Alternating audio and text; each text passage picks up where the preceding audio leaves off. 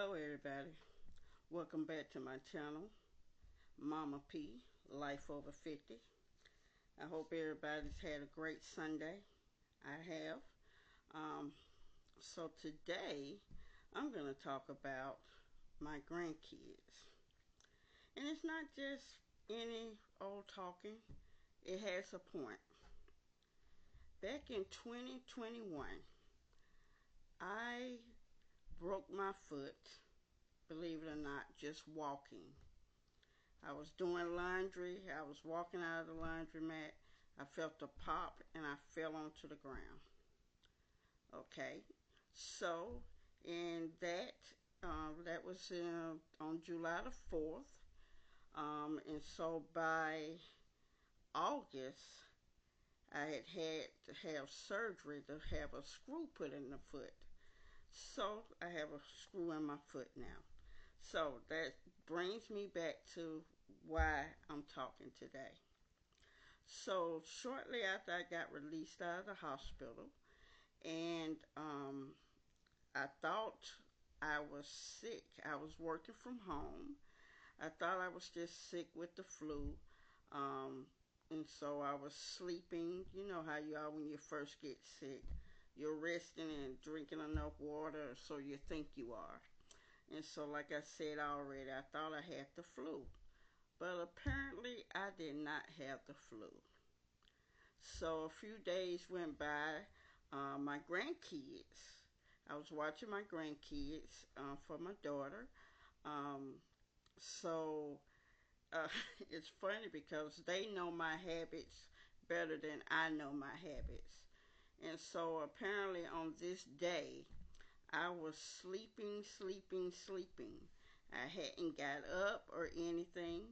And so my grandson, Quincy Jr., he figured that it was something wrong. So he called his mom on FaceTime. He showed his mom, he said, "Mama, I think something's wrong with Granny." And so they turned the camera around and showed what I looked like sleeping. And so my daughter told them to call my husband as well as call an ambulance because apparently they had been trying to wake me up and I wouldn't get up. I wouldn't answer or any of that. So before the ambulance gets there, my husband gets there. Now, mind you, we're separated, so that you know. But he gets there, and so he decides to take some smacks. He was smacking me, trying to wake me up. And so I thought I was responding to him, but apparently I wasn't responding to him. So of course he got to slap it a little harder and harder. Of course I didn't remember any of that at that time. So well, by the time that's happening, the ambulance comes, and I think the whole time I am responding to the ambulance people, the paramedics. So apparently I am not responding to anybody. So they managed to get me up, get me into a chair to get me down the stairs and into the ambulance. Now, mind you, this whole time, I think I am responding to these people, answering their questions and everything. Well, apparently I wasn't responding. So they get me to the hospital. I'm in the hospital. Now, mind you, I don't know what hospital I'm in, but I know I'm at the hospital. So, in this hospital, I ended up having to be put on oxygen and everything. And so for the first 2 days I was there, I did not know, excuse me, I did not know what hospital I was in, first of all. Second of all, this was right before Labor Day. I was supposed to return to work on Labor Day to, to make that time and a half money. Well, luckily I have some great I have a great work family to where they knew something was wrong.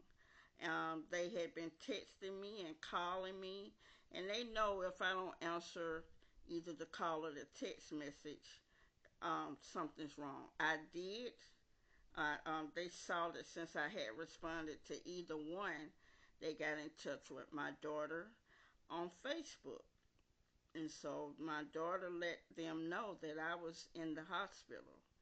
And so I'm saying all of this to let you know that I have some very great guardian angels with as far as my grandson and my daughters. They made sure that I got to the hospital. Um, so while I'm in this hospital, I'm still apparently in the emergency room department. Of course, back then it was still COVID was very in there to where didn't no one wasn't no one allowed in the back. So apparently I'm still asleep. I'm still kind of non-responsive, but I am responsive enough to know that I have oxygen on. To where apparently I kept taking the oxygen out. To where one time too many, I took it out, and one of the nurses was like, "You need this to breathe. You need this to stay alive. Stop taking it out." And I'm there again. I'm thinking I'm responding, but I'm not responding.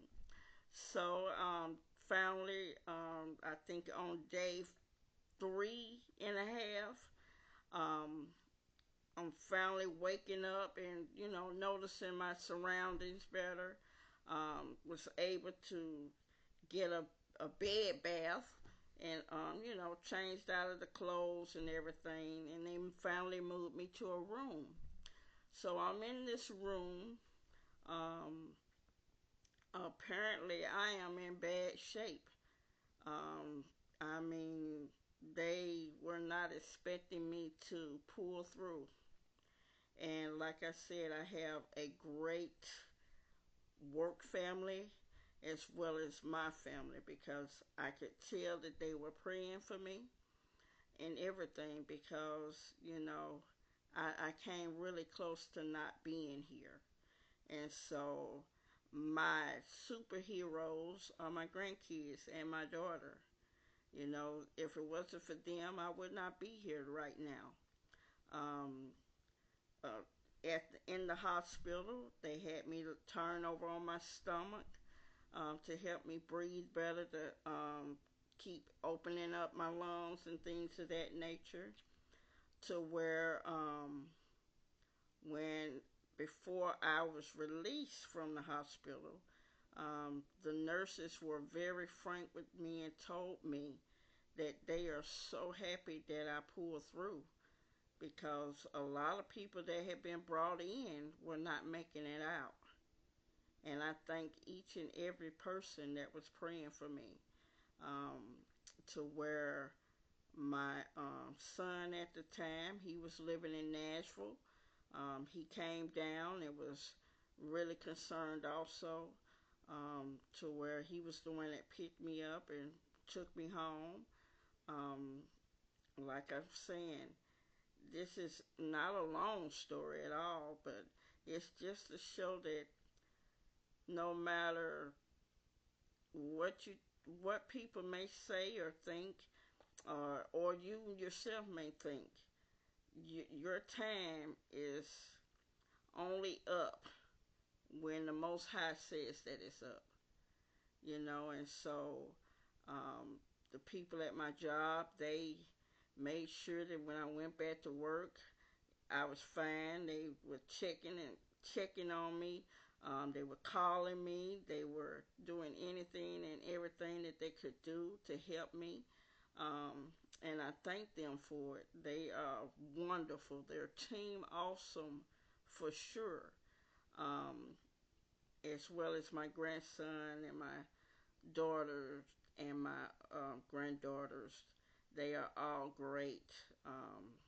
Because like I said, if it wasn't for them, I would truly, truly not be here. We've all lost a lot of people during the beginning of the pandemic. And yes, it has changed our world. Um, wow, it's changed the world aspect and all, to where even now it's 2025 and you don't hear that much about COVID, but it's still around. A lot of people are asymptomatic, which means they don't know they're carrying that virus with them. So, they're still out and about doing their daily things. So am I. But then you have to realize that there's no way that it's not still here. So, you still have a lot of people that are still wearing masks, which is fine. You got to protect yourself at all costs. But yeah, I'm just on here today to just thank my family, my blood family, as well as my work family. They are awesome at blood assurance. I mean, very awesome. And I thank each and every one of them. Because they care for me as much as my family does.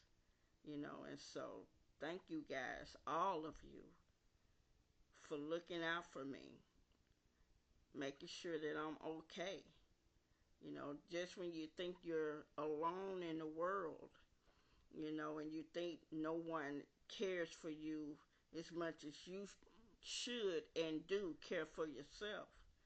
And then things like that happen to where you find out, yes, someone else does care. So at the end of this, I thank you for taking the time out to watch my video, to share my video, comment on my video, and of course, the most important thing that I think is subscribing, because this is just the beginning of everything that I'm going to be showing you guys about life over 50 for me. You know, um, so yes, thank you so much. I hope that you've had a great Sunday. The weather was great outside today, here where I live. So I took a couple of